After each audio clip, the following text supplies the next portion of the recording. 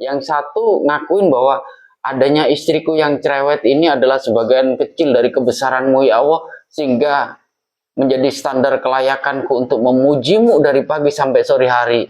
Karena kalau istriku hari ini nggak cerewet, aku nggak semangat dalam pekerjaanku. Misal ya, yang satunya yang habis sakit ngakuin bahwa kebesaranmu hari ini sembuh. Yang nggak punya duit jadi punya duit. Yang semacam-macam deh. Setiap orang beda. Nah ini kalau mengupas tentang hablum minan nafas, hablum minal alam, hablum minan nas, wa hablum minallah ini nggak rumusan yang ya apa namanya monoton satu poin enggak, kadangkala dalam satu kalimat itu 4 sikap ini kita yang nentuin begitu kira-kira. Makanya beberapa waktu Abah selalu ngomong, Abah itu jarang tidur. Ketika malam hari Abah tunggu anak-anak Abah yang sholat malam siapa ya, nggak ada. Oh no, cuman ada beberapa doang. Ada beberapa doang yang melakukan itu. Itu pun kadangkala kan menarik. Biasanya buat banyak orang, oh ini kok enggak ya? Lagi ngapain nih biasanya di sini kok nggak ada? Ternyata pas waktunya tagihan datang misalnya. Dalam sholatnya minta rezeki banyak kan gitu. Ya ketahuan daftarnya kan ada kan gitu. Lucu-lucu sebenarnya. Baru di tahapan yang kedua, di iftitah yang kedua, ada komposisi bahasa yang sebenarnya ini sangat luar biasa kalau kita aplikasikan di pekerjaan, kalau kita aplikasikan di pendidikan, di kuliah, di pengajian, di dalam hal apapun, dalam bisnis termasuk. Ada kalimat inni wajjahtu wajhiya lilladzi fataras samawati wal arda hanifan muslima wa ma'ana minal musyrikin. Ini bahasanya sangat apa ya? Sangat politis, high class misalnya. Dirimu menyatakan diri, dialog dengan dirimu sendiri.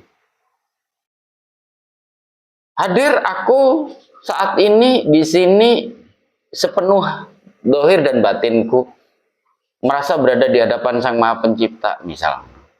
Atau disaksikan oleh alam semesta raya seisinya misalnya. Dengan hati yang teguh, dengan mengikuti irama kehidupan musliman. Wa ma'ana minal musyrikin, dan aku tidak akan mengingkari komitmen-komitmen yang di depan tadi. Ini luar biasa, bahasanya luar biasa keren sebenarnya. Cuman sayangnya bab ini kan gak dikupas. Itu loh. Makanya ketika Abah mencoba mengkupas sekian tahun ini, yang paham dari sekian banyak orang itu 1-2 doang. Itu pun di seriwilan-seriwilannya loh.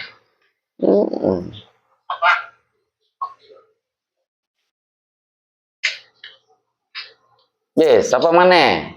Kalau kita masih punya ini, kalau kita masih punya tendensi misal baca begini pahalanya sekian, sholat begini pahalanya sekian, baca begini fadilahnya sekian, dikiran sekian, diri kita udah diingetin di situ, inna sholati wa nusuki wa mahyaya wa mamati lillahi rabbil alamin la syarika lahu wa bidzalika umirtu wa ana minal muslimin. Kita sendiri udah berkomitmen di hadapan Sang Maha Pencipta untuk pengakuan luar biasa bahwa apa yang aku lakukan dalam sholatku, dalam ibadahku, dalam hidupku, bahkan untuk matiku, lillahi rabbil alamin, hanya kepadamu dan hanya untukmu ya Allah. Begitu. Dan yang jadi masalah itu orang-orang yang selama ini, bahkan kita selama ini masih terjebak melakukan ini, pahalanya begini, melakukan ini, fadilahnya begini. Kan lucu kan gitu. Terus iftitahnya itu ikrarnya di mana coba nyampenya? Ya coba deh kalau nggak percaya Ustadz ngaji tentang ini aja, besok nggak bakalan diundang lagi, dijamin deh. Karena apa? Audienmu merasa dirimu goblokin kan gitu. Oh ngajinya udah setumpuk kitabnya kan begitu, apalnya udah di luar kepala sampai kepalanya peyang misalnya kan gitu. Ternyata arti dengan pengertian iftitah aja nggak nyampe. Menarik. Coba kalau nggak percaya dibuktiin. Kita masih dalam ukuran yang mana nih? Asik bersila di kruwo atau sholat nih? Waktunya panjangan yang mana? Dia ini menentukan. Kalau panjangan sila dan di kruwonya, berarti nggak paham nih artinya sholat. Gitu. Saya bapak apa namanya? Mana bu? Jadi metodenya tergantung kualitas kita sendiri sih, menempatkan di anak-anak dalam fase yang seperti apa. Dan yang tahu kan kita sendiri. Kalau kita pakai metode pendekatan untuk anak-anak SD, ya paling enggak SD SMP, paling enggak minimal gerakan sholat, bacaan sholat dan artinya baru, kemudian minimal dijabarkan sedikit-sedikit dalam bersikap. Nggak apa-apa. Nggak apa-apa. Tergantung cantik-cantiknya aja kita nyampein bahasa itu. Oke, yang lain yuk, coba dong. Tentang apa? Yang kita bahas selama ini dah. Udah bahasanya bumi, langit, seisinya lah, apalah planet lah, tai kucing kalau nggak ngerti dah. Jadi lucu nantinya.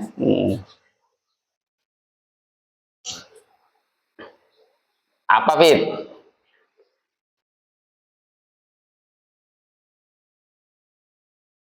Apa ya? Apa ya?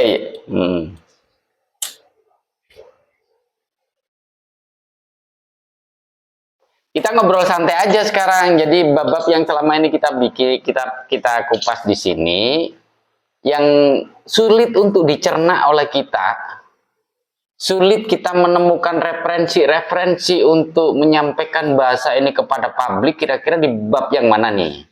Di bagian-bagian yang mana? Sehingga nanti pelan-pelan kita akan menemukan rumusan-rumusannya, kan gitu. Pak, izin Pak, mau tanya Pak. Gimana? Terkait dengan waktu sholat Pak, yang 5 waktu. Ada waktu zuhur, ada waktu asar, ada waktu maghrib dan sebagainya, ya, sampai 5 waktu subuh. Itu sikap kita ketika sholat, isinya itu keterkaitan dengan waktu itu atau bagaimana Pak? Atau bebas saya Pak? Gitu. Jadi sikap diri kita yang melaksanakan sholat itu terkait dengan waktu yang waktu yang kita laksanakan sholat. Oke. Mana kan Pak? Oke. Jadi gini, anggap aja kita berpikir agak tertipan dikit deh. Komposisi perputaran waktu 24 jam dibagi menjadi 5 waktu kan gitu. Oke, awalin aja subuh deh. Ketika kita melakukan aktivitas sholat subuh yang kita laporin setelah isya sampai subuh, kira-kira kita mampu nggak mereview perjalanan kita dari mulai jam 7 malam sampai jam 5 pagi itu? Jadi komitmen yang kita sampaikan ketika Allahu Akbar kabira walhamdulillahi katsira misalnya, kebesaran-kebesaran Tuhan yang kita akuin yang mana nih? Dari mulai jam 7 malam nyampe jam 6 pagi ini. Boleh. Ini kita gaya-gaya tertib ya. Baru kemudian nanti ketika kita sholat duhur, kita menggunakan laporannya begitu. Kabironya itu kita mulai ngakuin dari mulai subuh tadi sampai ke duhurnya. Begitu. Duhur ke asar, asar ke maghrib, maghrib ke isya, seperti itu. Ini penjabarannya ada di kenapa kok zaman Musa itu sekian waktu kan dari 50 sampai 5 rakaat misalnya. Karena ada komposisi aplikasi laporan yang disampaikan dalam diri kita kepada Sang Maha Pencipta melalui penyaksian alam semesta raya seisinya ini, itu lebih tertib gitu. Nah, aku ingin tanya nih sekarang, sholatmu menghadap ke alam atau ke Allah?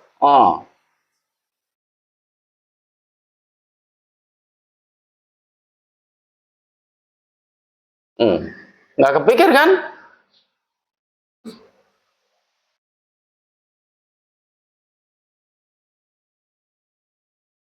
Karena di situ ada bahasa spektakuler Allahu Akbar sama Rabbana lakal hamdu, ada Rabbana. Ini komposisinya beda loh.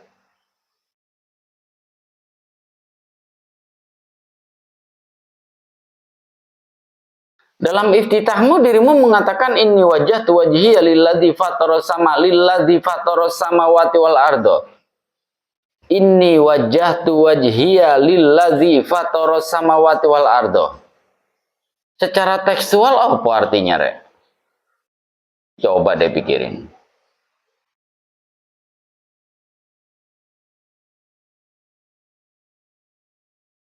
Jadi dalam komposisi sholat itu ada hablum minan nasnya, ada hablum minan nafasnya, ada hablum minawonya, dan ada hablum minan alamnya. Begitu. Makanya kita dipandu melalui bacaan-bacaan doa dalam sholat itu. Dipandu ya. Kalau kita udah josnya, nggak pakai begituan pun juga nggak apa-apa. Kan dihukumin sunnah secara fikih. Iftitah, itidal, bacaan yang lain kan hukumnya sunnah. Terus pertanyaannya begini, ya sunnahnya aja, panduannya aja nggak ngerti, terus dirimu mau ngapain? Coba deh. Nah, terus itu sholat cepat banget kan? Ya bisa jadi dia sangat tahu betul ini mah cuman sunnahnya doang kan begitu.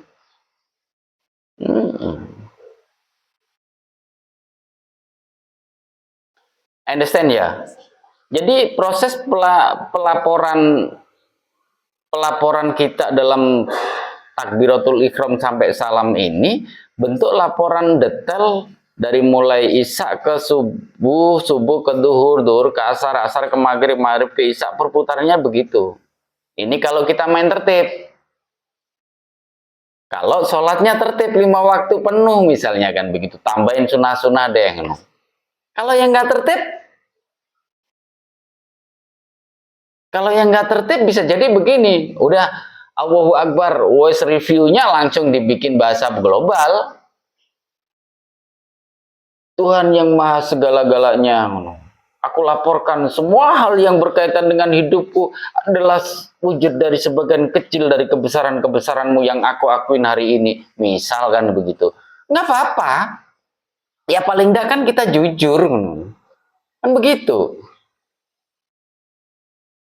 Cuman apa sih menyarankan pahamin detailnya kenapa kok harus 5 waktu, ada komposisi pembagian waktu, ada berkaitan dengan fluktuasi energi di alam, besar-besarnya energi di energi di bumi misalnya begini, dari duhur, asar itu ada fluktuasi energi yang mempengaruhi karakter, bisa begitu. Orang-orang yang suka tersinggung biasanya sholat asarnya agak teledor. Orang-orang yang suka marahan biasanya ya duhurnya agak teledor, kan begitu. Orang yang feelingnya kuat ya subuhnya tertib, kan begitu. Pengaruh di situ. Ada komposisi pemenuhan energi alam yang terkait pada diri. Makanya bahasanya apa ya, yang bahasa modern sholat itu pengertiannya saat kita melakukan aktivitas sholat, dirimu melakukan recharging, mengkoneksikan antara dirimu yang fisik, dirimu yang ruh ini dengan seluruh komponen alam semesta raya seisinya. Makanya orang-orang yang ada asal sholat deh kan gitu, asal sholat aja.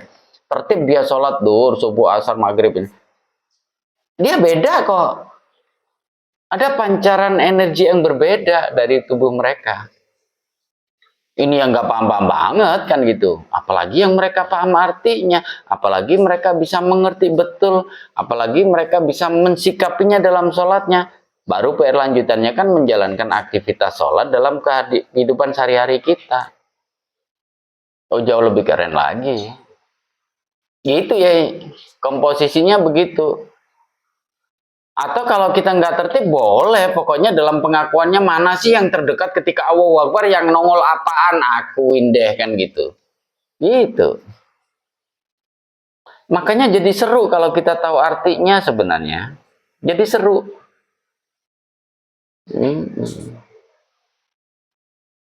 Makanya dihukumin sunnah. Kenapa kok dialektika dalam sholat ini Rasulullah meniru gayanya Nabi Ibrahim? Karena gaya Ibrahim ini keren banget. Di antara cara yang lain, gaya beliaunya keren banget. Karena sikap menggalinya luar biasa. Kenapa nggak nyantol di Musa? Beda. Beda. Musa itu terinspirasi oleh Ibrahim. Makanya ada komposisi bahasa ini. Suhufi Ibrahim wa Musa, kan gitu. Detailingnya baru dijabarkan oleh Musa, kan begitu. Baru kemudian penawaran ke kitanya disampaikan oleh Rasulullah Muhammad. Begitu. Yang jadi PR begini, kadangkala tafsir tekstualnya wa ma'ana minal musyrikin, dan karena aku bukan golongan orang-orang yang musyrik. Nah, ini masalah lagi nanti kan gitu. Ini kaitannya kaidah bahasanya wa ma'ana minal musyrikin, dan aku tidak akan mengingkari apa yang aku sampaikan di depan tadi, sebenarnya begitu. Udah ngomong hanifan, aku hadir dohir dan batin di hadapan Sang Maha Pencipta yang menguasai langit bumi seisinya, dengan hati yang teguh berserah diri, misal mengikuti irama kehidupan dan tidak akan mengingkari komitmen itu. Sebenarnya begitu. Ngapain diurusin dengan kafir dan bukan kafir?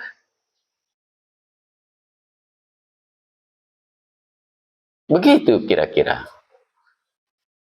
Oke, siapa nih? Lanjutannya ya. Lagi, Pak. Apa?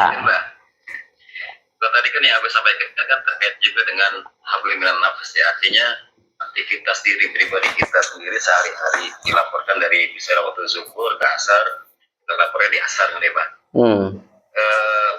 Lanjutannya ada nggak sih, Pak, kaitannya dengan energi yang ada dalam diri dengan pergeseran waktu, terutama waktu sholat. Kalau kita lihat kan waktu sholat itu pergeseran matahari ya, Pak. Seperti waktu zuhur ketika sudah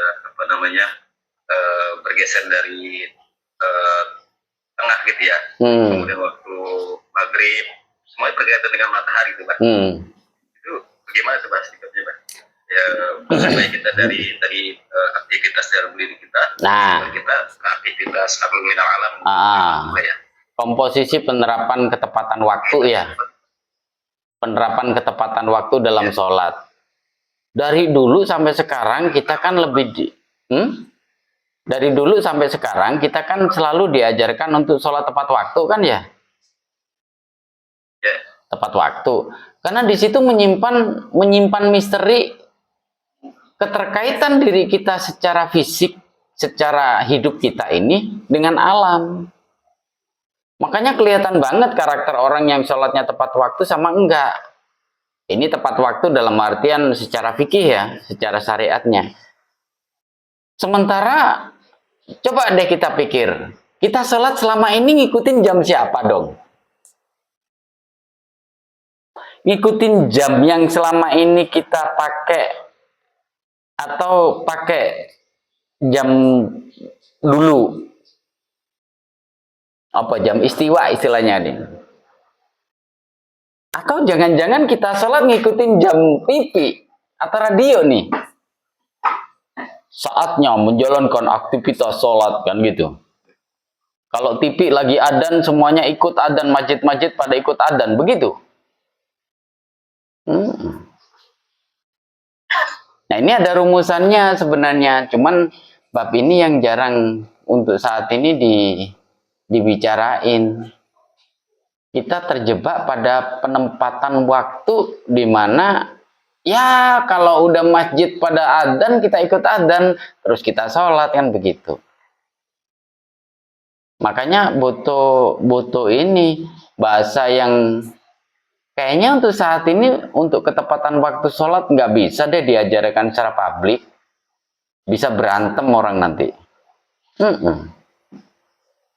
Betulan. Tapi paling enggak kan Abah udah pernah memperkenalkan. Ada waktu di mana langit terbuka istilahnya. Abah menggunakan bahasa itu ya. Fluktuasi energi waktu besar-besarannya energi terkait antara sinkronisasi bumi dan langit itu bisa dirasain sekali. Baik itu duhur, baik itu subuh, asar, maghrib, isya, ada. Jadi saat pola terbukanya kaitan energi langit dan energi bumi itu ada fluktuasi energi. Goblok-goblokan bahasa begini dah. Tunggu waktu di mana saat itu dirimu diem aja, tahu-tahu napasmu longgar, dadamu plong. Itu berlaku beberapa saat doang. Nah, itu ketepatannya waktunya. Cuman kalau dirimu pakai itu, dirimu akan dimarahin sama orang. Apalagi waktu maghrib. Ketika orang as-salatu khairum minan naum. Apa? Bukan as-salatu khairum minan naum, apa namanya? Tarhim ya. As-salatu wassalamu alaik. Menjelang isya. Waktunya maghrib datang. Terus dirimu baru ngelakuin sholat maghrib. Ya diketawain orang dong. Begitu. Ya imam al-mujahidin. Langitnya buka. Terus dirimu sholat maghrib. Belum selesai sholatmu. Ini adzan isya udah jalan. Ya pinter-pinter deh nyari tepatan waktu, kan begitu. Makanya Abah selalu ngomong, nggak bisa disyariatkan, nggak bisa diajarkan secara publis, karena ini akan bertentangan dengan fenomena pelaksanaan secara syariat di lingkungan masyarakat kita. Subuh misal waktu sholat subuh itu waktu fajar atau waktu yang sebelum itu, ayo. Pokoknya TV adzan ikut deh, kan begitu. Duhur. Kenapa kok dirimu ngambil posisi setelah apa namanya nul bayangan baru dirimu sholat? Kenapa nggak waktu nul bayangan dirimu sholat?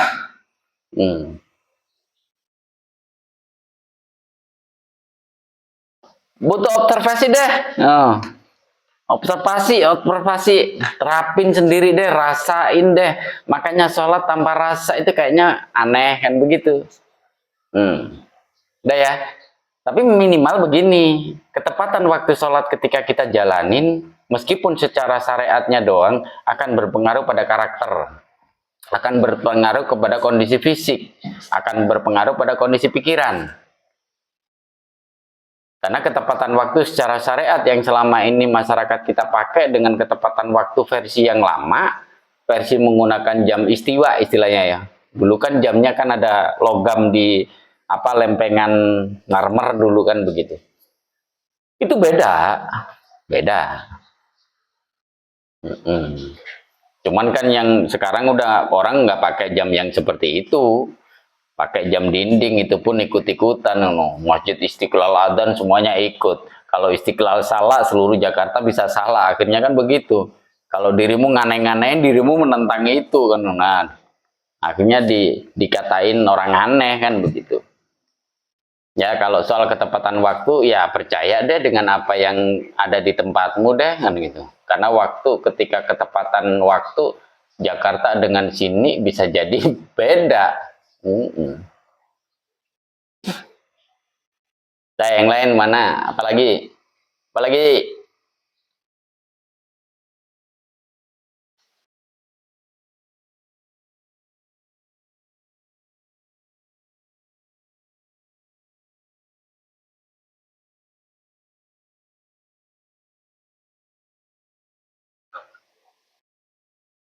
Jadi ada kaitannya dengan matahari berarti, Pak ya?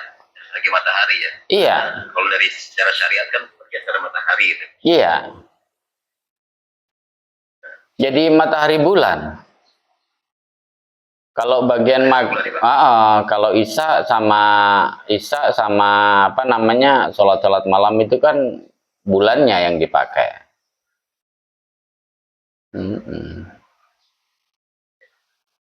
Kalau orang-orang Majusi kan api, emang api kompor.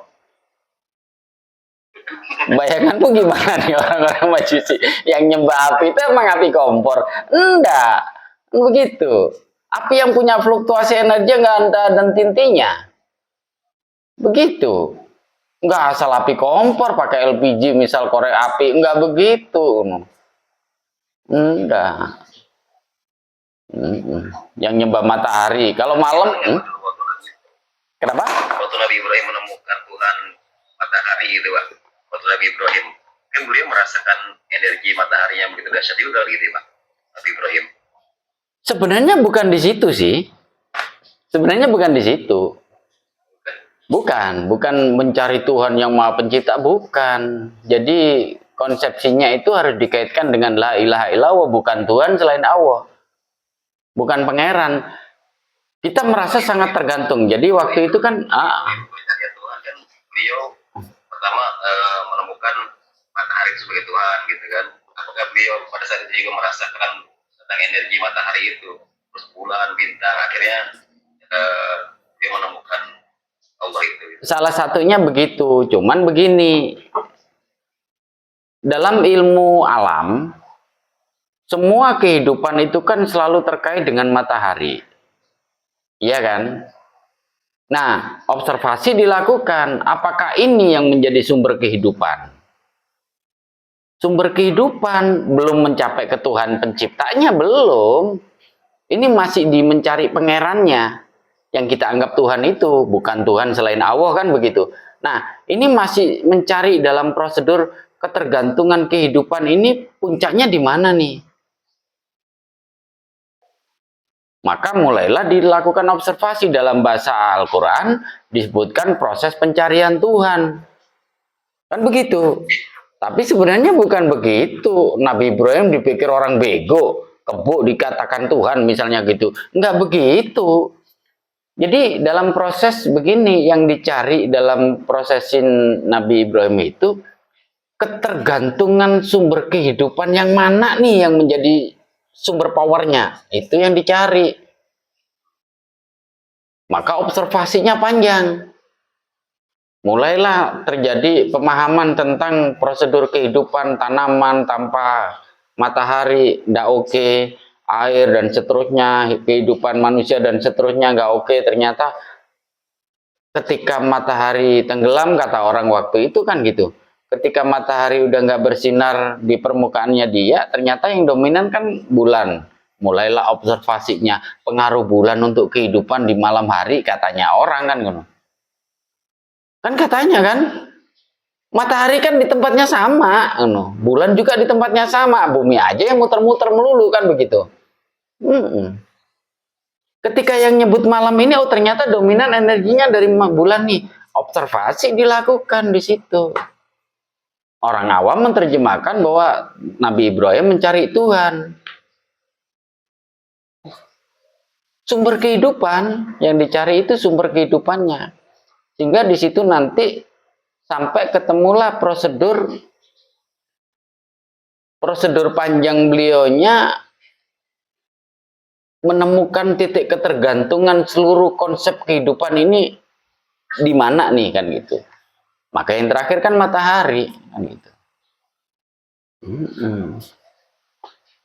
Makanya konsep Nabi Ibrahim itu keren banget ketika dalam proses dibakar itu kan gitu. Diterjemahkanlah oleh orang-orang secara filosofis, oleh orang secara historis, monggo silakan. Tapi kerennya di situ, bukan mencari Tuhan kayak orang-orang nyembah matahari, bukan di situ, bukan. Tapi proses pencapaian pemahamannya beliaunya tentang sumber kehidupan. Gitu. Makanya kemudian konsep ini berkembang menjadi hablum minal alam itu. Titik ketergantungan manusia dan makhluk hidup pada sesuatu yang saling terkait kan begitu. Tentang tauhid itu. Gitu ya. Masih Pak. Makanya ketika kita lakukan ada sholat gerhana, orang luar Islam malah jadi mikir, ini sholat gerhana, sholat ke matahari kan lucu kan begitu.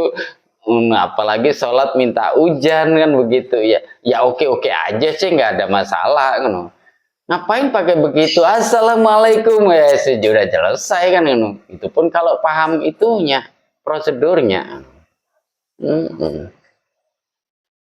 Kan menjadi kita kayak balik ke jahiliyah begitu kan.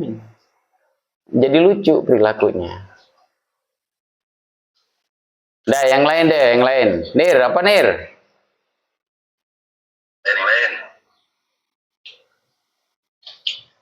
Sing nggak mudeng, sing nggak paham.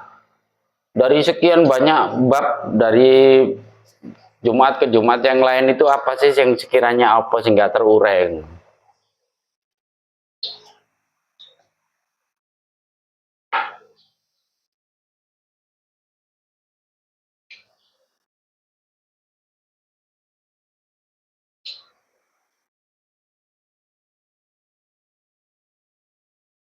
Nggak ada tanya. Emang paham semua?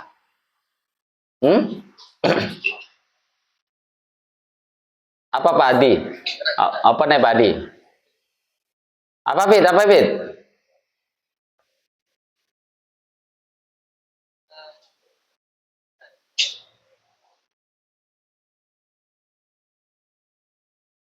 Apa namanya? Coba tolong dijelaskan apa itu. Putus, kurang deket. Suaramu kurang deket. Coba tolong disampaikan apa itu fungsi pikiran, hal sama hati. Wah itu bisa dijawab di Al-Maribi, Fit. Ntar dijawab di Al-Maribi dah. Kalau ngomongin di sini kepanjangan ntar. Ntar yang lain pada bingung. Ntar kalau di Al-Maribi udah deh percaya deh. Bagianmu cukup tak kasih pegang sapu dah kan gitu udah.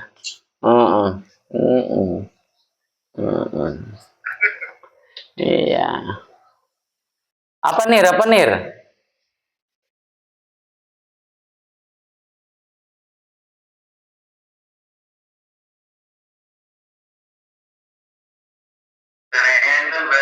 Kano. Terus iku siapa jenenge? Pak iku. Siapa? Pak wartawan.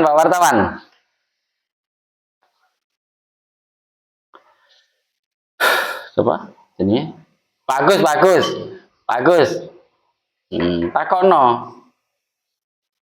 Nek wis gak ono pertanyaan tak bab liya. Ya.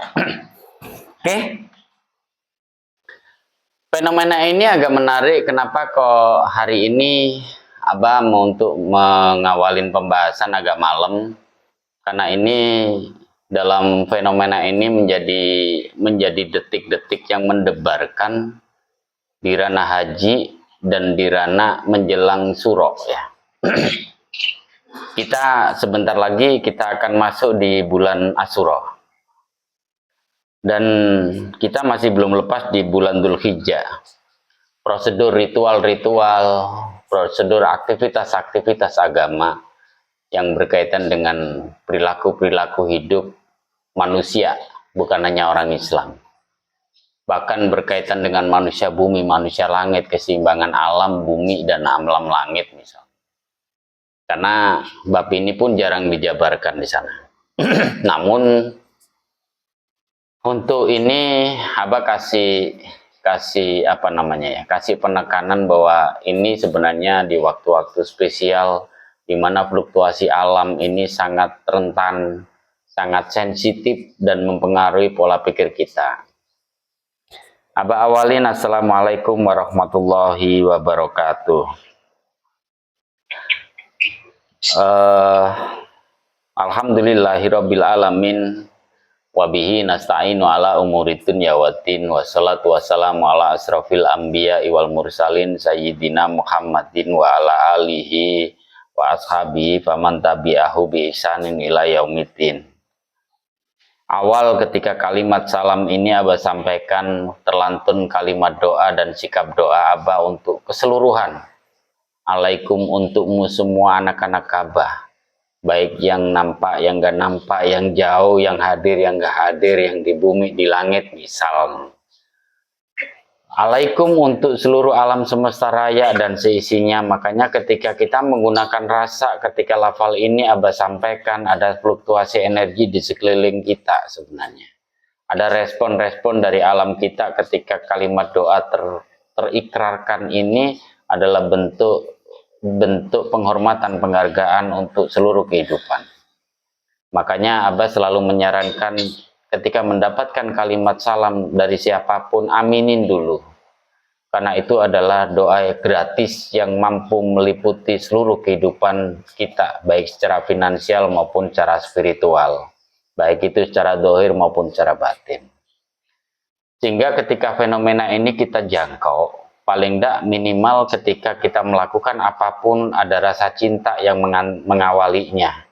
Karena kalau cinta nggak butuh alasan untuk mencintai, karena dasarnya cinta, kita nggak punya alasan untuk menolak sesuatu itu. Kita akan berusaha untuk lebih lapang dada menerimanya.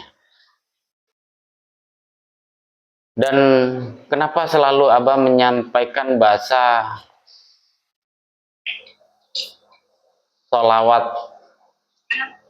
Salawat untuk baginda Rasulullah Muhammad wa ala alihi wa dzurriyyatan ba'dahu min ba'di utawa ashabihi ajmain misalnya.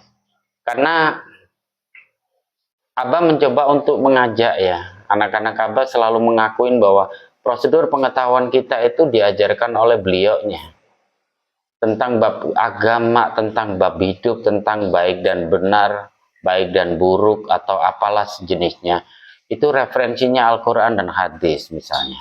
Atau dari pengetahuan-pengetahuan yang dulu oleh para sahabat, oleh para nabi, yang kemudian diaplikasikan sampai pengetahuan yang hari ini misalnya. Matematika, biologi, fisika pun bahkan di dunia kedokteran itu dari para sahabat, tabi'in sampai ke kita. Nah, bentuk penghormatan ini Abah mengajak deh untuk anak-anak Abah tidak mengingkari dari mana pengetahuanmu didapat. Nah, sebagai bentuk penghormatan, penghargaan Abah, karena sejauh ini referensi yang terhebat, yang tidak terbantahkan itu ya Al-Quran. Cuman kenapa kok ini menjadi satu fenomena yang banyak dibicarakan, yang kurang begitu disikapin? Kita nggak mengakuin bahwa syafaat itu disampaikan oleh Rasulullah melalui pengetahuannya, yang mampu menjadi pemicu munculnya pengetahuan-pengetahuan baru, ilmu-ilmu baru di ranah era sahabat, di era tabi'in dan seterusnya. Bahkan sampai hari ini para penulis buku pun selalu punya referensi dari buku-buku yang sebelumnya. Buku-buku yang sebelumnya punya referensi dari pengetahuan sebelumnya. Demikian juga seterusnya. Nah, dari sikap inilah Abah selalu menyampaikan dengan bahasa politis tentang Allahumma sholli ala sayyidina Muhammad wa ala alihi sampai seterusnya itu.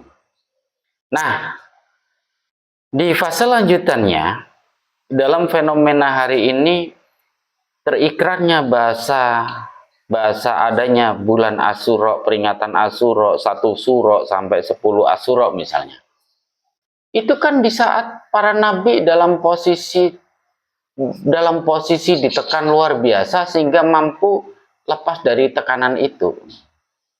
Makanya kenapa kok fenomena gaya belajar kita ini agak males-malesan? Oh, bisa jadi mungkin hidupnya kurang tertekan kan gitu. Karena para nabi menemukan fase kecerdasan luar biasanya karena tekanan hidup. Tekanan batin, tekanan keadaan, jadi beban pikir, beban batin, beban hidup misalnya kan begitu. Dari fenomena inilah kemudian muncul secara historis, secara sejarah, kita mengetahui bahwa Dzulhijjah itu fenomena luar biasa, ekspresi-ekspresi luar biasa dengan tata cara dan pranata kehidupan sebenarnya. Dari urusan rumah tangga, urusan diri dengan diri sendiri, urusan metodologi penguasaan habluminan nafasnya, habluminal alamnya, habluminan nas, dan habluminallah. Nah, nanti dilanjutkan. Runtutan-runtutan ini masuk di ranah 10 Asyura, 1 Suro sampai 10 Asyura itu begitu. Di mana mereka dalam posisi ini, contoh misal begini. Coba deh diingat. Fenomena Nabi Yunus dilemparin ke laut, kemudian katanya ditelan sama ikan laut, ya ikan hiu tapaus ya misalnya begitu. Ikan deh ditelan ikan. Itu berapa hari coba? Berapa waktu, Nir? Berapa waktu Nabi Yunus di dalam perut ikan? 40 hari. Berarti kan di situ kan beliaunya masuk ke dalam perut itu kan di bulan Dzulhijjah. Iya kan? 10 Dzulhijjah misalnya kan gitu. Nanti ketemunya kan 10 Asyura. Nabi Nuh terkatung-katung di situ di bulan apa coba? Pernah nggak kita kepikiran begitu? Jadi ini masa tirakat. Jadi kalau ada orang atau temanmu bahkan dirimu merasa nggak punya duit, masa banyak di bulan Dzulhijjah ini banyak masalah, banyak pusing, banyak mengeluh misalnya karena tekanan hidup, tagihan banyak dan seterusnya, nyari duit agak sulit misalnya. Ya jangan salah. Emang dalam referensi sejarahnya begitu. Para nabi dalam posisi ditekan habis-habisan, dipaksa loh. Nggak ada penawaran di situ. Dari mulai Dzulhijjah. Baru lepasnya kan di 10 Muharram. Iya kan? Jadi fenomena 12 bulan ini nggak boleh diputus sebenarnya. Kalau mau mikir sih, nggak boleh diputus. Dan sulit-sulitnya para nabi ya di era ini. Di masa-masa ini, Dzulhijjah sampai 10 Muharram. Coba deh bayangin. Contoh misal begini aja lah, Rasulullah Muhammad mendapatkan firman pertama, wahyu pertama di gua Hira misalnya.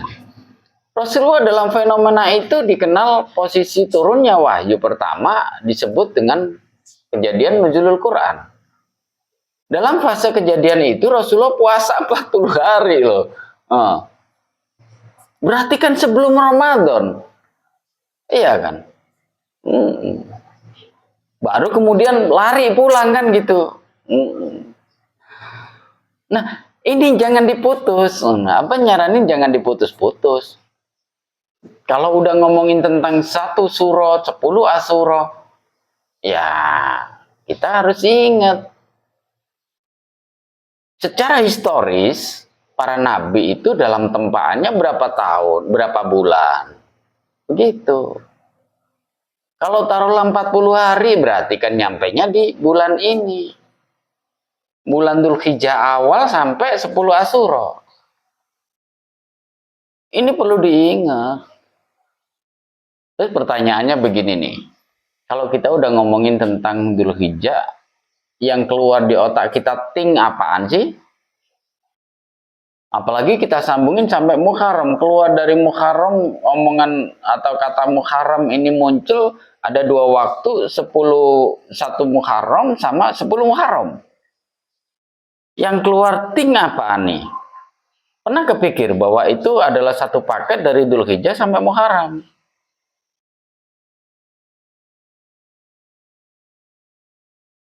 Para nabi dihajar habis-habisan, nggak ada tawar-menawar kok di situ. Yang sakit kasih sakit segitu panjangnya. Yang kena air banjir segitu lamanya. Sampai kemudian 10 Asyura mereka pada berhenti. Ini nggak pernah kepikir kan ya? Ini mulai deh dipikirin. Makanya kita diajarin untuk melihat sisi sejarah di Al-Quran, bahwa fenomena-fenomena kejadian itu butuh diakalin dulu. Apalah takilnya dipakai. Jadi ketika kita pakai peringatan 1 Muharram, selamat namanya biasanya begitu kan, pakai di banyak itu di pinggir-pinggir jalan, di gang-gang, di masjid-masjid, peringatan 1 surah. dalam rangka memperingati satu Muharram begini begitu kan gitu. Yang diperingatin apaan sih? Wong kita gak dalam pengakuan kita ngakuin bahwa kita itu ditekan untuk melompat lebih tinggi sampai menemukan lillahi rabbil alamin kan begitu. Nah ini yang perlu kita mulai pikir dah kan gitu. Pelan-pelan ya, pelan-pelan kita mulai pikirin bahwa fenomena ini ada keterlanjutan, ada keberlangsungan antara waktu dengan waktu yang lain yang kemudian muncullah nama-namanya kan begitu. Dzulhijjah, terus kemudian 10 Dzulhijjah, ketemunya 10 Asyura, sebulan. Kalau 40 hari kan berarti kan dari mulai satu Dzulhijjah kan begitu. Nah ini harus dipikirin. Sehingga ketika kita mulai berpikir tentang itu, kita melakukan aktivitas memperingati hari ini, membuat ritual begini, ya acara begini, tahu betul alasannya apa. Sehingga ketika kita menggunakan afala ta'qilun, afala tatafakkarun, afala tatadzakarun sampai afala tashkurun itu ketemu formulasinya. Di situ. Jadi nggak asal kan. Itu yang penting. Baru kemudian apa juga sekedar mengingatin aja deh. Karena fase haji itu kita berada di fase yang penting sebenarnya. Banyak cerita yang mungkin kita pernah dengar bahwa keberhasilan para jemaah haji mendapatkan predikat haji mabrur, bukan haji yang bersertifikat, bukan.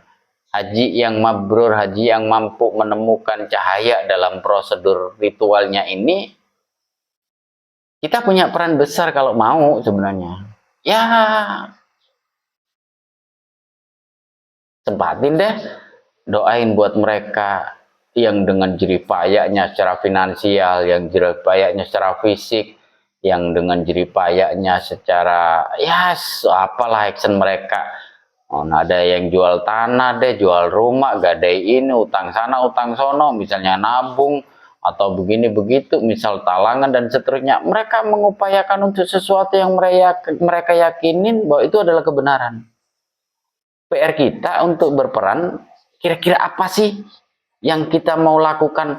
Nyalain mereka, nyacatin mereka, ngatain mereka yang begituan, atau kita nyampein ke Allah, Allahumma ya Allah, apapun namanya, ya bilang deh sama Rasulullah, Allahumma sholli ala sayyidina Muhammad, assalamualaikum ya Rasulullah. Saya ini satu di antara umatmu yang mungkin termasuk kategori yang nyebelin, yang lagi nyadar hari ini bahwa umatmu itu punya perilaku yang menarik, yang unik-unik. Salah satunya aku yang menyikapi fenomena haji yang kau ajarkan itu begini, yang masyarakat kita melakukan ini. Dan apapun yang mereka lakukan itu atas dasar cinta kepadamu ya Rasul. Kalau dirimu nggak ngomong tentang haji dan begitu, mereka nggak akan melakukan itu kok. Misal ini kita ke Rasul. Baru ke Allahnya, Allahumma ya Allah kan gitu. Rabbana misalkan gitu. Kita ngomongin aja. Saudara-saudaraku yang menjalankan aktivitas haji hari ini itu melakukan aktivitasnya dengan sepenuh jiwa dan raga, dengan action-action mereka ini hanya untuk menjalankan apa yang kau ridhoi untuk mereka. Kalau perlu ngomong sama Nabi Ibrahim, assalamualaikum ya Nabi Ibrahim. Masyarakat Indonesiaku yang segitu banyaknya ini menjalankan aktivitas ngabisin duit sampai ke Arab ini karena engkau telah diceritakan kepada mereka, dirimu panggil, dan ini adalah yang engkau ajarkan, misalnya begitu. Ya, dirimu harus bertanggung jawab dong. Boleh. Dirimu kan perantara kan gitu. Supaya apa? Tali penghubung antara masyarakat kita yang berangkat haji, kita yang doain, sama yang ditiru Nabi Ibrahim, Siti Hajar, Nabi Ismail, kemudian dilanjutin baginda Rasulullah Muhammad, atau nabi-nabi yang lain dulu sampai Rasulullah Muhammad, punya tanggung jawab untuk mengamini apa yang dilakukan saudara-saudara kita yang di sono. Keren loh. Bayangin coba, dirimu ngumpulin banyak proposal kepada para manajer top leader itu. Kira-kira yang dikenal mereka, yang proporsional dirimu bawa atau dirimu yang mengantarkan? Misal ini. Kan begitu. Boleh, ini peluang sebenarnya. Sampai masyarakat kita yang menjalankan aktivitas haji nyampe di rumahnya masing-masing. Ini peluang. Ya sempetin deh, pelan-pelan dikit-dikit. Nggak perlu serius-serius amat, nggak apa-apa deh. Sambil nongkrong, ngopi, sambil doa, sambil ngerokok, sandarin punggung ke tembok atau ke tiang listrik misalnya itu. Sampaikan doa yang terbaik dengan bahasa kira-kira ingin masyarakat kita sebenarnya yang ditiru siapa sih? Oh, mereka niru yang Rasulullah ajarkan. Rasulullah menyampaikan apa yang dilakukan oleh Nabi Ibrahim atau nabi-nabi sebelumnya sampai Nabi Ibrahim. Di situ ada perannya Siti Hajar, ada perannya Ismail. Jangan lupa ada peran iblis juga kan gitu. Itu pun kalau iya loh. Harus begitu. Nggak ada satupun yang ngakuin bahwa iblis juga peran loh di situ. Iya kan? Ibrahim, Ismail, jangan dengerin begituan. Siti Hajar begitu. Perannya begitu, akuin dong. Karena nanti akan ketemu sinkronisasi bahwa tokoh-tokoh antagonis ini diperankan seperti itu, tokoh-tokoh lakonnya itu diperankan ini untuk menghadirkan satu pemahaman yang hari ini kita kenal. Nah, PR-mu di situ menjadi penghubung bahwa yang mereka lakukan seperti ini begitu.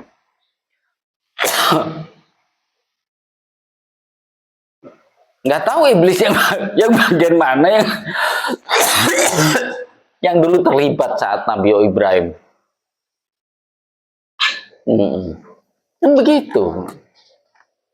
Atau kalau perlu kambingnya dong. Kan begitu. Nih gara-gara Nabi Ibrahim sembelih Ismail diganti kambing, ini kambing jadi korban misalnya kan begitu. Disembelihin ribuan ekor di seluruh dunia misalnya. Ya dirimu ngewakilin deh. Di situ ada toko kambing kan di situ. Iya kalau kambing. Kan begitu.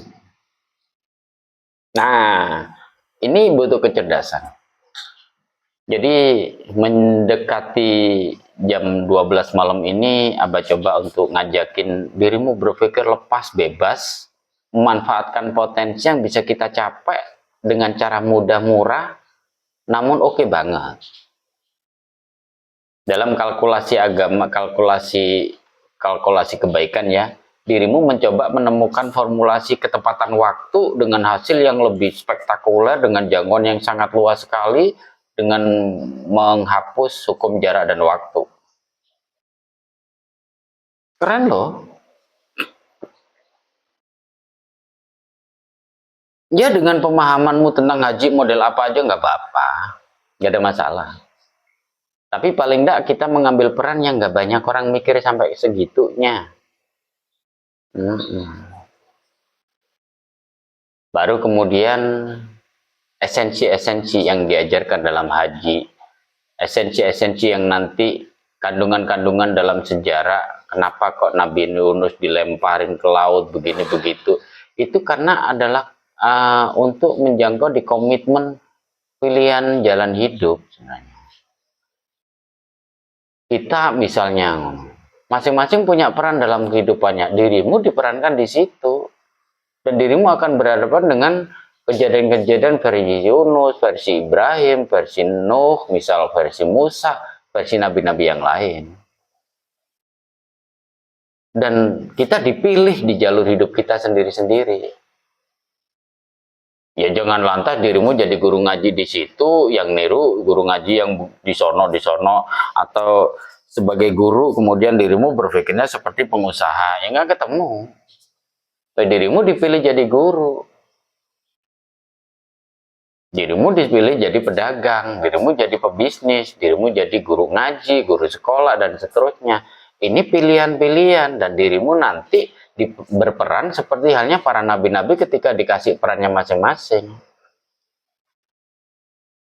Terus apakah fenomena yang kita jalanin ini akan dipandu oleh suhuf-suhuf? Kalau gaya Nabi kan begitu kan? Iya, iya. Dirimu akan dipandu oleh apa namanya? Dalikal kitabul la raiba fiimu. Dipandu oleh kenyataan hidup, pengalaman hidup, pengetahuanmu dan seterusnya. Tinggal dirimu bisa nggak menemukan itu menjadi aturan hidup wajibmu. Makanya kalimatnya dalikal kitabul la raiba fi hudalil muttaqin. Kalau bahasa legalnya kan kalau para nabi ya dikasih suhuf. Panduan hidup buat mereka. Kita sebenarnya udah. Ya samanya begini deh. Kita doa Allahumma ya Allah. Kita nyebutnya itu doa. Iya kan? Fir'aun doa. Wes macam-macam jadi ular kan gitu. Kita sebut sihir. Musa doa jadi ular. Kita nyebutnya mujizat. Kan begitu.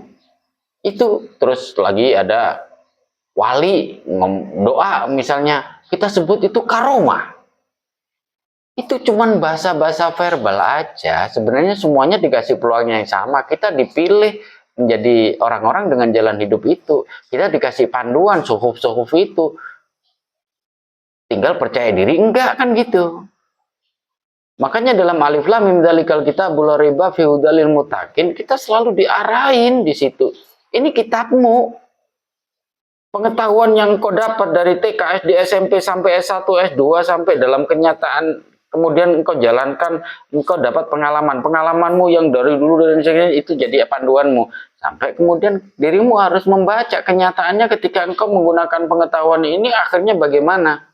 Nah ini yang engkau bakukan di sinilah yang akan menemukan inilah kitab hidupmu sebenarnya. Panduan hidupmu.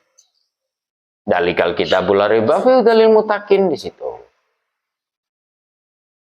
Nah, cuman PR-nya kan begini. Dirimu bisa nggak nerima peranmu yang hari ini? Kalau dirimu nggak terima peranmu di hari ini, dirimu tunggu aja deh pasti dilempar dirimu ke lautan kehidupan. Dirimu nggak ada pilihan lain kok.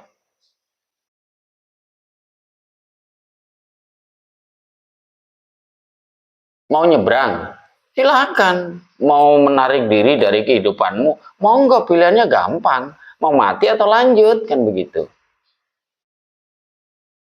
Mau keluar kerja atau bikin kerja sendiri, pindah kerja, pilihanmu, tidak ada masalah. Ntar dirimu akan dihadapkan di kenyataannya kok. Ketika engkau tidak kerja, dirimu akan ditagih dengan kebutuhanmu. Dirimu akan dihadapkan dengan kebutuhan dan kenyataannya seperti apa kalau nggak kerja, nggak dapat bayaran misal. Akhirnya apa? Mau tidak mau, Nabi Yunus juga begitu.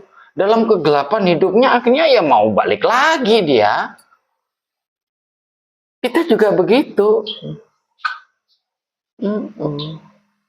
Yang jadi pedagang ya penuhin bahwa dirimu adalah pedagang. Yang jadi guru, jadi karyawan. Yang jadi guru ngaji, guru sekolah, dan seterusnya. Ya komitmen di situ. Yang jadi pengusaha, ya jadi komitmen itu. Jangan kabur. Karena dirimu sudah dikasih suhufnya. Dirimu sudah dikasih mujizatnya kayak Musa. Dirimu dikasih sihir kayak Fir'aun. Tinggal mau gak kan gitu.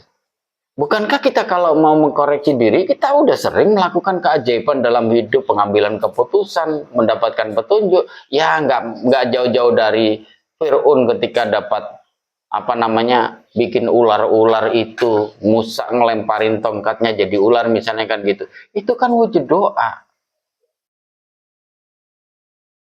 Kita juga tiap hari doa kan begitu. Makanya di fase ini menyarankan di situ deh mulai lepas bebaskan dirimu untuk melihat bahwa panduan hidupmu itu ada dalam dirimu sendiri. Tinggal dirimu mencoba untuk mereview ulang. Nah, fenomena inilah yang kemudian diajarkan oleh Nabi Ibrahim dengan cara tapa berata di padang pasir. yang kita mengenal hari ini wukuf. Memberikan waktu sejenak untuk membedah diri, berdialog dengan diri sendiri, habluminan nafasnya, habluminan alamnya, habluminan nasnya, sampai habluminan wahnya. Kita diajarkan dengan tapa beratanya Nabi Musa misalnya, di mana Nabi Ibrahim, Nabi Muhammad di Gua Hiro. Kita diajarkan itu kok.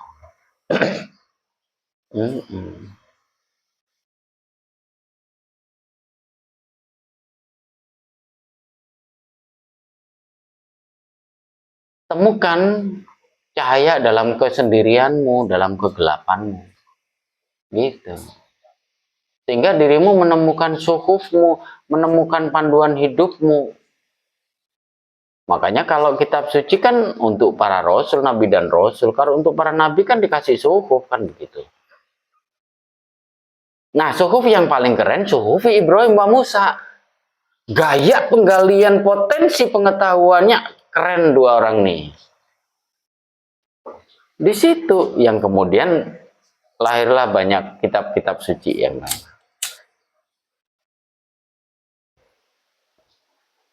Nah, apakah suhufmu nanti dengan suhufnya orang lain akan ketemu? Enggak mesti. Rumusannya meskipun sama, kalau gaya berpikir guru dengan pengusaha kan beda deh.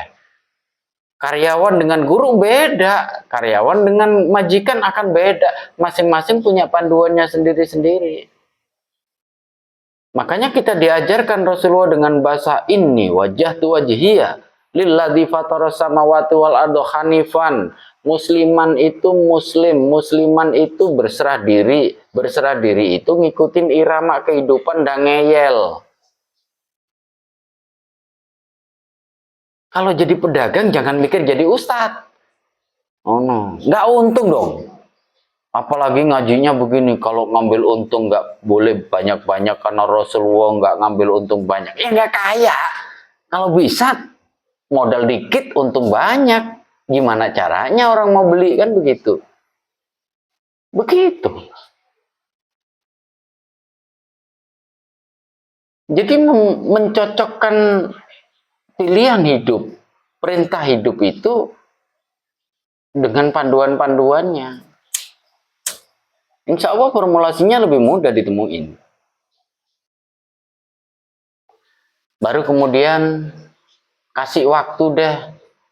Di bulan Dzulhijjah sampai Muharram ini fenomenanya semuanya bertapa.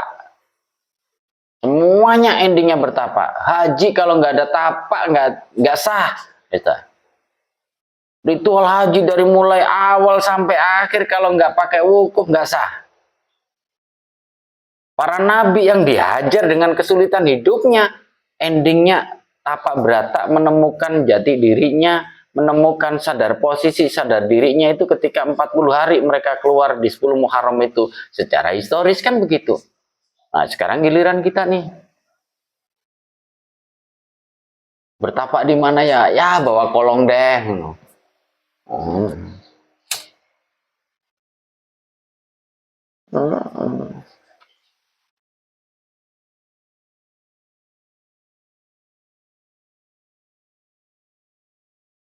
Ini penting dipikirin, kasih waktu deh buat dirimu untuk kontemplasi, kata orang modern sekarang. Tapak berata, kata orang dulu. Nyepi. Untuk bisa menemukan sadar posisi, sadar diri. Sebenarnya kita diperintahin di batasan yang mana sih hari ini. Dan suhuf yang kita ambil itu bukan suhuf orang lain. Suhufmu sendiri, panduan hidup untuk dirimu sendiri berdasarkan pengetahuanmu, pengalamanmu, dan kenyataan hidupmu. Makanya bahasanya spektakuler sekali itu, dzalikal kitabul la raiba fihi hudal lil muttaqin. Hanya berlaku bagi orang-orang yang menemukan kedamaian, yang mencari kedamaian. Gitu. Kemudian muncullah pertanyaannya, terus gimana dong? Terus gimana yang harus mendapatkan ini begitu? Diawalin lagi jawabannya dari nol kan. dikasih panduan kemudian muncul pertanyaan yang melemahkan, akhirnya dijawab, ya alladzina yu'minuna bil ghaibi, percaya deh kalau dirimu banyak yang nggak kau tahuin, maka terus belajar, kan begitu.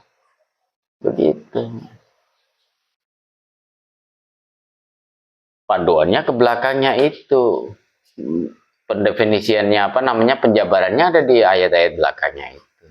Nah, kita hari ini di fenomena Dzulhijjah sampai Muharram ini, fenomena diri kita harus nggak pakai tawar menawar loh ya, harus tapak berata, itu harus, karena para nabi begitu.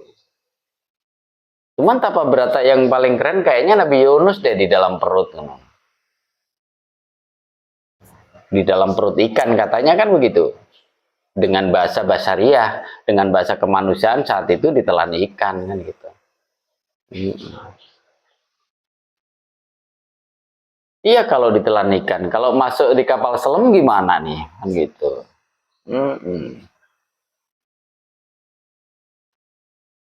Ini coba deh direview ulang. Di fenomena Dzulhijjah sampai Muharram itu adalah fenomena tirakatnya para nabi dengan kesulitan hidupnya yang luar biasa, terkatung-katung dalam proses perjalanan, dalam proses dalam goa, dalam proses macam-macam deh. Dan itu kesengsaraan loh. Kesengsaraan hidup, dirimu nggak bisa nawar. Para nabi nggak ada tawar menawar, hajar.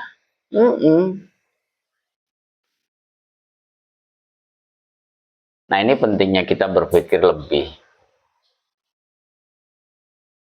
Dah, jam 12. Lebih 10 menit. Ya, manfaatin deh waktunya sampai di 10 surah, misalnya 10 Asyura ya. 10 Asyura. Tahun ini kayaknya surah ini kita nggak bikin acara kayaknya ya. Nggak ada rencana masih cuman paling enggak ada deh kita acara sendiri nanti, acara tertutup. Kalau yang mau datang monggo, nggak pun nggak ada masalah. Kita nggak pakai untuk acara, untuk apa namanya, untuk event-event kayak kirab dan yang lainnya, enggak. Mungkin nanti kita taruh di Maulid Nabi aja deh, Maulid Nabi, supaya ya harapan Abah sih kita menemukan kelahiran baru dah, dari keterpurukan cara berpikir, kestagnasian berpikir kita, untuk menggali potensi kehidupan kita untuk menuju kemuliaan yang lebih deh. Nanti kalau memang dikondisikan, nanti kita kirapnya di Maulid Nabi aja, biar agak kerenan dikit.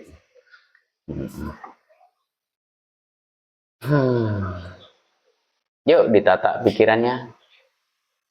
Lafalkan kalimat Assalamualaikum warahmatullahi wabarakatuhmu dengan jangkauan yang lebih luas, yang makin luas, yang meluas terus meluas.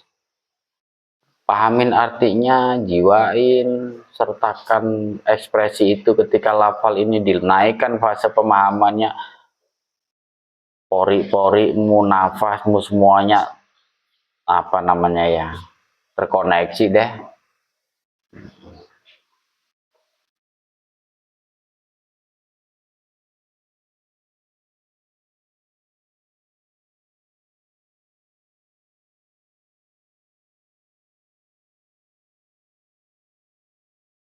Untuk para nabi, untuk para rasul, ya meskipun kita udah di plotting ya, Nabi akhir zaman Rasulullah Nabi Muhammad misalnya, tapi kita juga masih punya peran. Kenabian itu masih punya peran menjadi penyampai kebenaran. Kita ambil sikap itu. Status nabinya udah berhenti, tapi sikap kenabiannya ini kita masih punya peran untuk menjadi penyampai, karena nabi itu dari kata naba itu pembawa berita. Kita juga begitu. Kita membawa berita untuk siapa? Untuk lingkungan kita, untuk dirimu, lingkungan terdekatmu, dan orang banyak. Seperti itu. yang sampai harapan Abah sih dalam fase sampai Muharram ini dirimu bisa menemukan suhukmu masing-masing kan gitu, panduan hidup masing-masing. Jadi dirimu menemukan gaya komunikasi dialektika antara dirimu dengan dirimu, dirimu dengan istri, dirimu dengan anak, dirimu dengan lingkunganmu, dirimu dengan guru, dirimu dengan teman, dengan mitra, dengan apa deh. Dirimu punya style sendiri. Dan dirimu melakukannya dengan sangat yakin, sangat sadar, tanpa paksaan.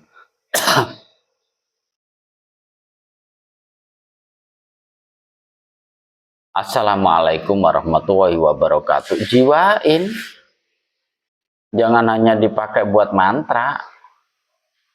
Makanya menarik, kalimat ini tuh sangat familiar. Tapi tidak ada satupun kiai yang mengajarkan ke anak muridnya untuk mengamalkan salam sekian kali, salam begini, zikirnya salam, tidak ada. Abah juga nggak berani nyuruhin begitu. Cuman pahamin deh. Kan keren kita doain mereka, kita sapain mereka, kita akuin keberadaan mereka yang perannya ke kita gimana sampai di semuanya deh. Temukan kedamaian yang terdalam yang mungkin akan menjadi jawaban dari permasalahan yang selama ini kita anggap membebani hidupnya masing-masing. Buka pikiranmu, buka telingamu, buka nalarmu ya.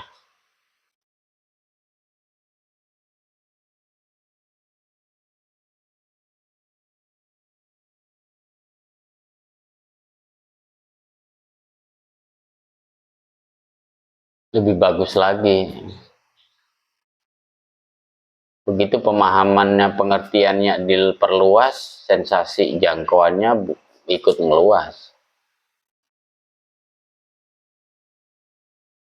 Boleh diawalin dari dirimu ke dalam dirimu sendiri, dirimu yang dohir kepada dirimu yang batin, kepada dirimu yang ngomong ini, baru kemudian kepada siapa dah, leluhurmu lah, orang tua ke atas, kemudian lingkunganmu, para gurumu, sampai para nabi-nabi yang punya peran besar dalam penataan hidup, yang kebijakannya sampai hari ini mewarnai kehidupan kita,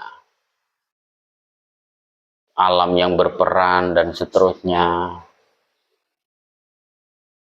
Temukan kedamaian itu, sehingga nanti sensasi-sensasinya ini, baik itu secara dohirmu, rasa pikiranmu, rasa batinmu itu dapat dah.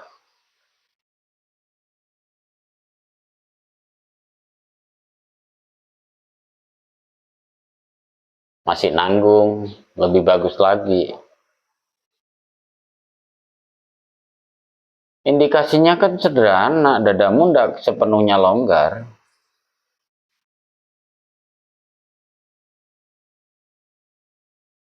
Terusin, dikit lagi masih bisa. Nah, ini agak lumayan ya.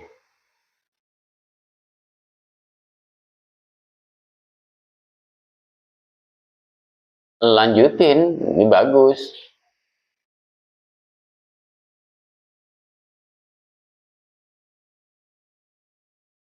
Sampai masuk di jangkauan mil'us samawati wa mil'ul ardi wa min syi'ta min syai'in ba'du. Jadi alaikum itu referensinya di mil'us samawati wa mil'ul ardi wa min syi'ta min syai'in ba'du. Sehebat ini bahasanya.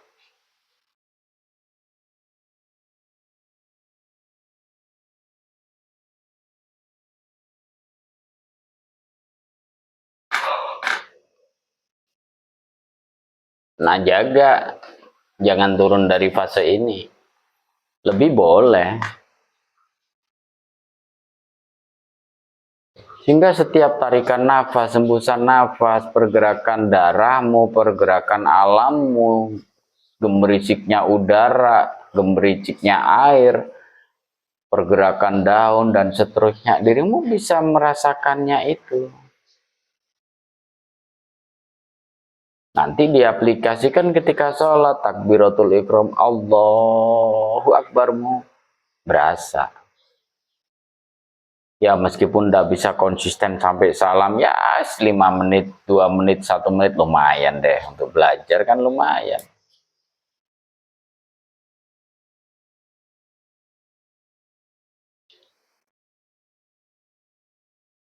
Masukkan luapan dalam iktikafmu, masukkan luapan dalam fenomena uzlamu, wukufmu lah, misal tapak beratakmu, kombinasi pemahamanmu, terapin dalam konsepsi assalamualaikum yang saat ini dirimu lakukan. Jangkauanmu hubul waton dah, rahmatan lil alamin dah, nyampe ntar bahasanya ketemu karena referensinya dapat, pengetahuanmu dapat. Tinggal kaitkan itu dengan sikapmu, dengan rasamu. Nggak tanggung-tanggung.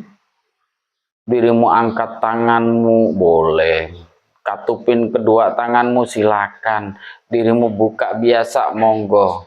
Yang penting dirimu ketemu titik enjoy-nya kan gitu.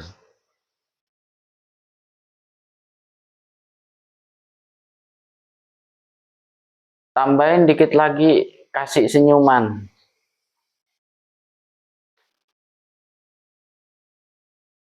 Sensasinya lebih nyata.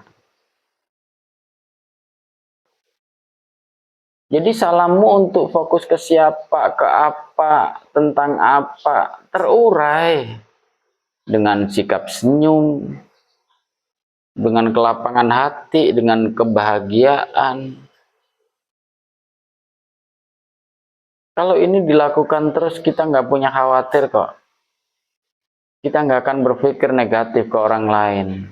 Bahkan ke diri kita mikirnya untuk diri kita yang hari ini, nanti, besok. Kita mikirnya baik aja. Ini bagus kok. Lebih konsisten.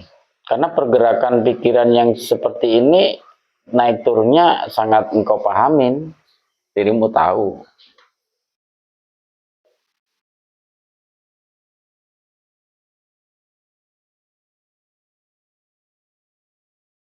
Kayak seperti ini bahasanya jalan, hatimu ndak jalan.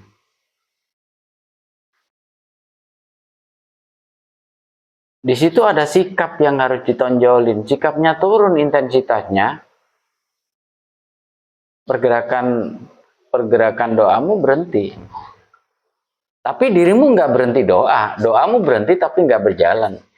Nggak naik, nggak meluas begitu. Terusin.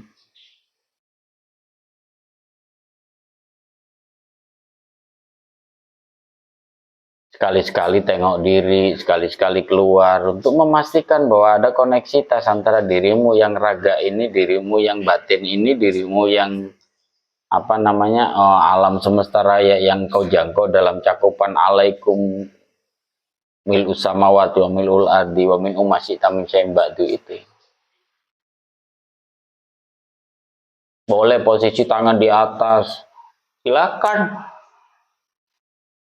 Tangan dibuka, monggo. Dikit lagi.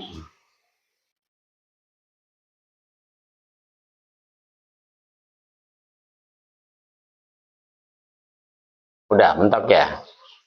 Ya deh, Allahumma amin. Ingat-ingat, jadi manfaatkan waktumu, ya paling enggak 5 menit, 10 menit, 15 menit, boleh sampai lebih, so, silakan. Boleh di saat pagi hari, matahari terbit, boleh. Ketika tengah hari, di jam 12 tepat di nol bayangan, silakan. Ditutupnya matahari, tenggelamnya matahari misalnya, monggo silakan. Di kapanpun waktu mau tidur, boleh. Kasih waktu dirimu untuk betul-betul membuka diri untuk semuanya, menghilangkan kenegatifan pikiranmu itu. Tapi apa nyaranin kalau ini betul dilakukan, ya kalau bisa mikir negatifnya dikurangin, tentang apapun, tentang siapapun. Ngomong juga begitu, ngomong sesuatu yang negatif-negatif dikurangin. karena dirimu akan tahu maksud Abah nanti setelah menjalaninya.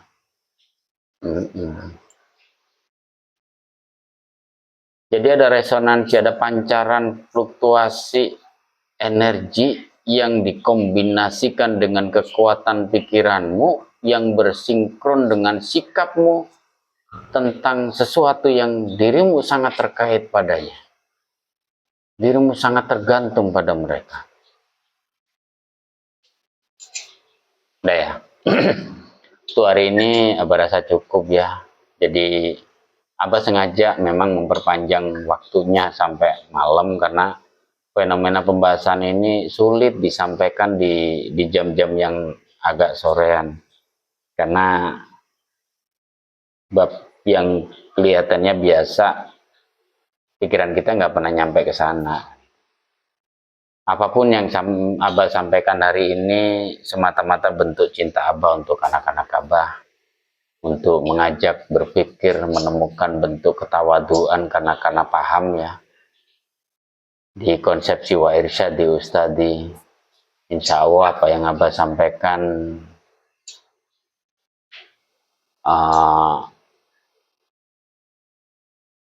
murni dari hati, murni dari istilahnya yang tidak Abah rencanain, mengalir tanpa tendensi, tanpa tekanan untuk berharap yang mendengarkan berubah. Nggak ada pikiran itu, karena nggak satupun orang berubah karena ceramahan gitu. Orang berubah karena panggilan hatinya, kesediaan diri untuk merubah diri. Abah cuman mendorong doang. Mohon maaf bila ada salah kata, salah ucap, salah sikap. Billahi taufiq wal hidayah, waridha wal inayah, dan terima kasih untuk semuanya.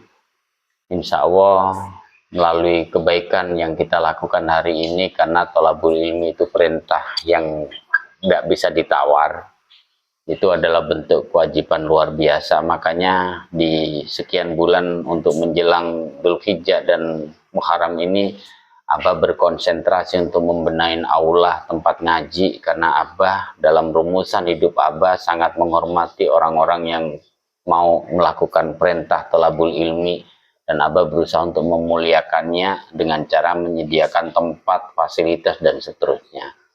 Dan Abah sekali-sekali melibatkan beberapa orang untuk ikut dalam peran ini, supaya ada sesuatu yang terekam dalam jejak runtut karya nyatanya. Abah akhiri hari ini, terima kasih. Wassalamualaikum warahmatullahi wabarakatuh.